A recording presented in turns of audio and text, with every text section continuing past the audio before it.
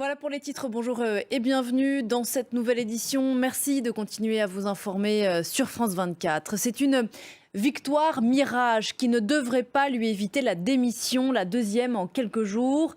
Mario Draghi a obtenu certes la confiance du Sénat italien hier, mais il a perdu sa majorité.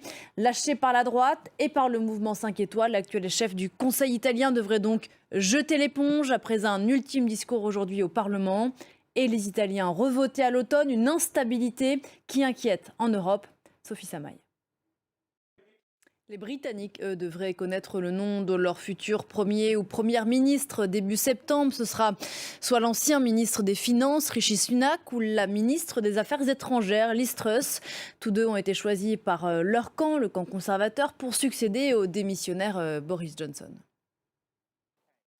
Dans l'actualité internationale de ce jeudi, la guerre en Ukraine qui entrera dimanche dans son 6e mois et ce document de nos envoyés spéciaux dans le Donbass, au plus près des combats. Ils ont suivi un volontaire ukrainien qui s'est donné pour mission d'aller chercher les civils qui ont trop tardé à quitter leur maison. Les pompiers espagnols parlent d'incendie dantesque, alimenté par des températures caniculaires. Il ravage la région d'Aragon dans le nord-est du pays et les alentours de Madrid. L'urgence climatique est une réalité. Voilà pour la situation en Espagne. En France, en revanche, une bonne nouvelle sur le front du double incendie qui ravage les forêts de Gironde. Après 10 jours de lutte acharnée contre les flammes, la progression de ces feux semble ralentie. Le président Macron était sur place hier. Il a salué le travail des soldats du feu, auprès desquels Marie Schuster et Sophie Lamotte ont passé ces dernières heures. Voyez leur reportage.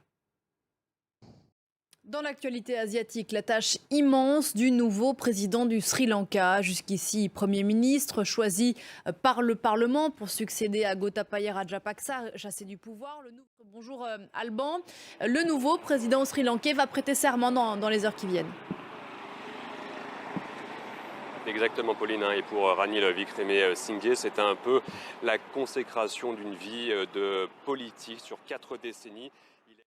Alban Alvarez, depuis Colombo pour France 24, merci beaucoup Alban. Un mot de football avant de refermer ce journal et de l'Euro féminin, très mal embarqué dans son quart de finale contre l'Espagne. L'Angleterre verra finalement bien les demi-finales de son Euro. Victoire. Et on se retrouve dans un quart d'heure sur cette antenne. À tout à l'heure.